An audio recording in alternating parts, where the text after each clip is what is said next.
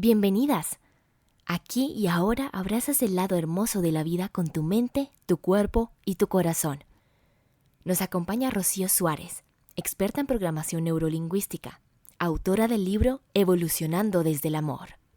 Hola, soy Rocío Suárez, Top 5 Master Trainer de Programación Neurolingüística en Latinoamérica, avalada por el Dr. Richard Bandler, co-creador de la programación neurolingüística. También tengo un máster en neurociencias y un máster en economía del comportamiento humano. Llevo más de 25 años, he impactado a más de 70,000 personas. Pero chicas, más que venirles a contar hoy todos los estudios que yo tengo, quiero compartirles una herramienta que realmente a mí me ayudó mucho a trascender la enfermedad. Y esta herramienta tiene que ver con que seas más consciente y más responsable desde tu mente, tu cuerpo y tu corazón. ¿Para qué? Para que puedas evolucionar tu vida y la enfermedad de una forma muchísimo más amorosa. Esa herramienta es la programación neurolingüística, que es lo que yo te voy a enseñar en todos estos podcasts y videos que tú vas a ver desde el día de hoy.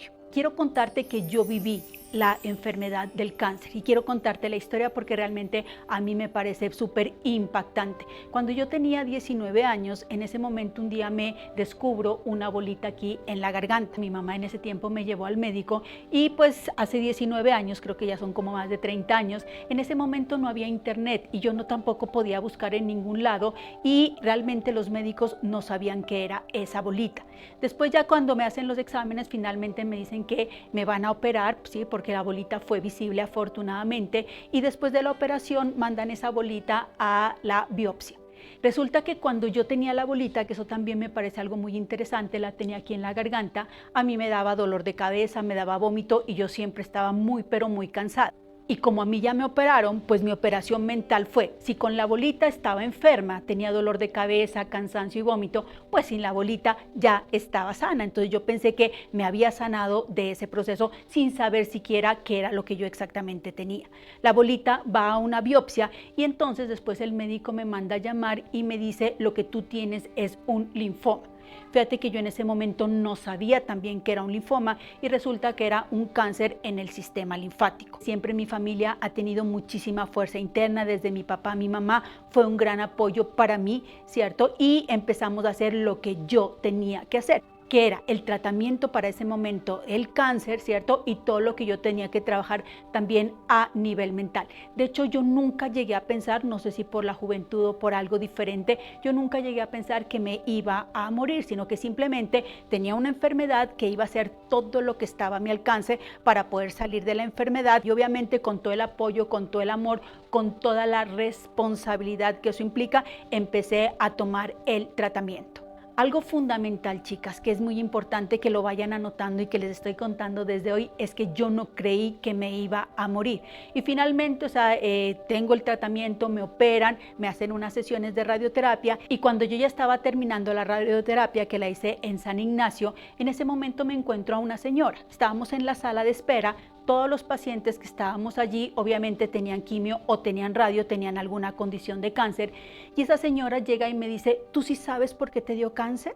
Y yo le contesto, a mí me habían dicho, ¿cierto?, que eso era una enfermedad genética. Yo le contesté así, es una enfermedad genética. Y me dijo, no, eso no solo es una enfermedad genética, sino que tiene que ver con muchos factores que tienen que ver con tu mente, con tu cuerpo y con tu corazón. Y en ese momento me dijo algo que a mí me impactó mucho. Dijo, si a ti te dio cáncer es porque tú no eres feliz en tu vida. Imagínate, yo tenía 19 años, yo realmente quedé con los ojos muy abiertos, a mí me generó un cuestionamiento muy fuerte y entonces yo la quedé viendo y le dije, no, yo sí soy feliz. Ella me dice, piensa, reflexiona, tienes que leer. Entonces yo la escuché muy atentamente y ella me dice, algo no está funcionando bien en tu parte emocional. Yo me puse a pensar y efectivamente yo hasta ese momento, así tuviera 19 años, no creía que pudiera ser feliz. Para mí la felicidad era como una utopía, algo que no era cierto. Yo estudiaba administración de empresas y para mí a la vida se venía a nacer, crecer, estudiar, esforzarse, casarse. Para mí la vida era un esfuerzo, algo muy fuerte, algo muy duro, pero realmente no se venía a ser feliz. En ese momento yo quedé bastante impactada con lo que me estaba diciendo. Ya me dice, tienes que leer. ¿Y leer qué es cierto? Entonces ella me dice, me recomienda un libro de un doctor alemán, ¿sí? Que este doctor hablaba de sanaciones, ¿cierto? Sanaciones espontáneas, sanaciones que la gente se curaba con su mente y con su corazón, pero tenían que ver con meditación, tenían que ver con la alimentación, tenían que ver con el ejercicio, tenía que ver con todo lo que yo pensaba.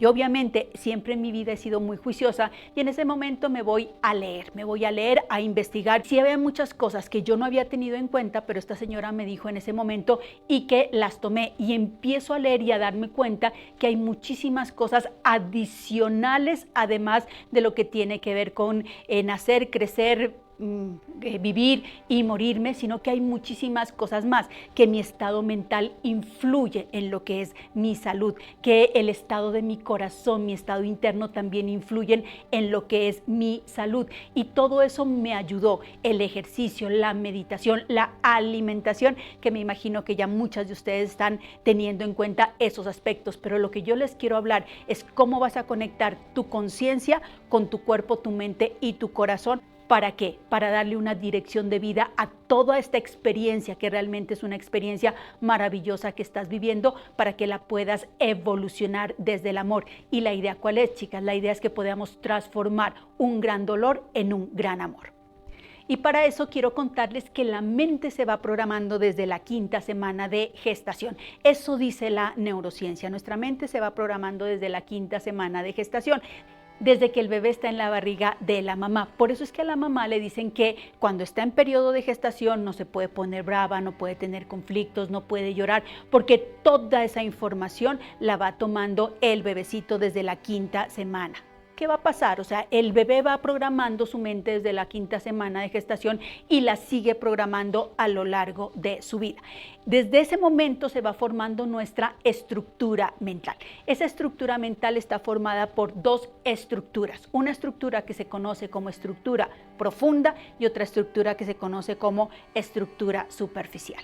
La estructura profunda, ¿qué es, chicas? La estructura profunda es todo lo que tú piensas en tu mente, toda la información que tienes almacenada en tu mente. Y la estructura superficial son las palabras que tú vas diciendo. De hecho, todas las palabras que yo he hablado hasta este momento hacen parte de la estructura superficial. La programación neurolingüística, ¿de qué se trata? Se trata de que cuando yo pongo atención a cómo estoy hablando, a cómo estoy expresando mi estructura superficial, puedo determinar qué hay en la estructura profunda. La estructura superficial es la comunicación verbal y la comunicación no verbal. Todo nuestro cuerpo también tiene que estar alineado hacia un propósito. Entonces, si yo les digo que la estructura superficial son las palabras que yo voy diciendo y mi comunicación no verbal, tenemos que poner muchísima atención a cómo nosotros estamos hablando. Yo les pregunto, chicas, ¿cuál es la diferencia cuando una persona dice yo no he ido a Europa y otra persona dice yo todavía no he ido a Europa? La diferencia es que cuando una persona dice yo no he ido a Europa, no tiene programado en su mente la posibilidad de ir. Y cuando una persona dice yo todavía no he ido a Europa, ¿cierto? Tiene programada la posibilidad de ir. Les quiero decir algo también desde este momento. Si tú lo programas en tu mente, lo vas a ver en tu realidad. Pero si no lo programas, nunca, nunca, nunca lo vas a ver.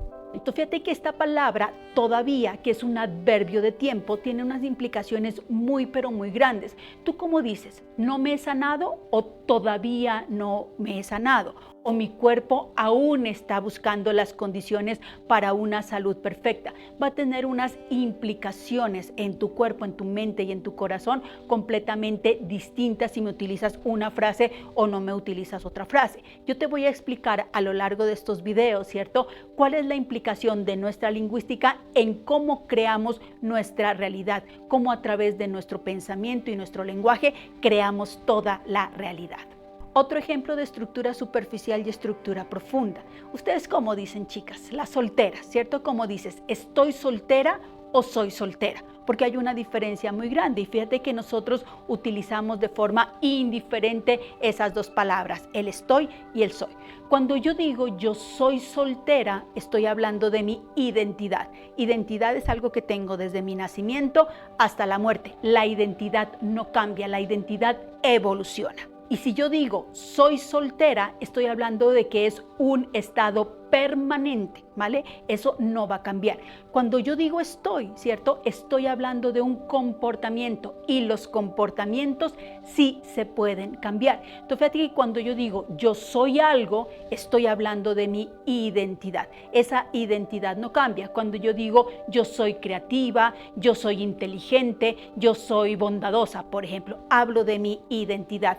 Pero también cuando digo yo soy perezosa o soy desordenada, estoy hablando de mi identidad. Fíjate que esto es algo súper importante. Cuando una mujer dice yo soy soltera, está hablando que eso va a ser desde este momento hasta el momento de la muerte. O sea, no ve ninguna posibilidad adicional. Pero cuando una mujer dice estoy soltera, me está hablando de su comportamiento. Así que una luz al final del túnel me está viendo.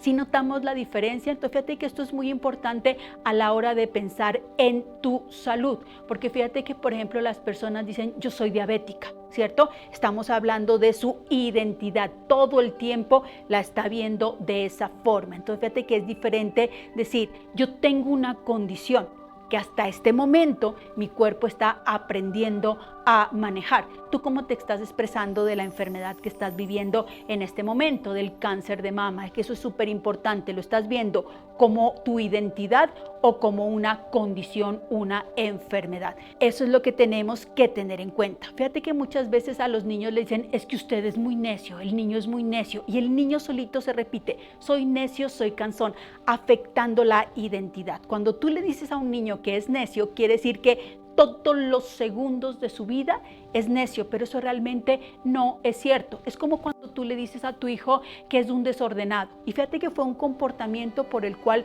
tú le dijiste que fue desordenado. Seguramente no dejó las medias sucias en el canasto de la ropa sucia y tú le dijiste eres un desordenado, pero cuando estás hablando de su identidad le estás diciendo que todos los segundos de su vida el niño es desordenado, y eso no es cierto. Por un comportamiento estamos juzgando toda su identidad.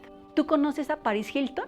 Ella es una modelo muy rubia, es una modelo norteamericana, y resulta que cuando Paris Hilton visita Medellín, ¿cierto? A ella le preguntan, ¿es cierto que las rubias son tontas? Y ella contesta, no, las pelinegras también lo son. Si te das cuenta, en su estructura superficial, ¿qué nos dice? No son tontas, pero fíjate que en su estructura profunda, ¿yo qué puedo descubrir de lo que Paris Hilton piensa? Que sí, ¿cierto? Y no se conforma con meter solo a las monas, sino que también nos mete a las pelinegras. Según Paris Hilton, las monas y las pelinegras son tontas. Pero fíjate que cuando yo pongo atención a cómo estamos hablando, cómo nos estamos expresando, puedo deducir qué hay en la mente de las personas, puedo deducir qué hay en su estructura profunda de las personas, ¿cierto? Entonces esto es súper interesante, porque si te das cuenta, a nosotros no nos enseñaron, ¿cierto?, cómo debemos hablar. De hecho, ¿cómo aprendemos a hablar los seres humanos?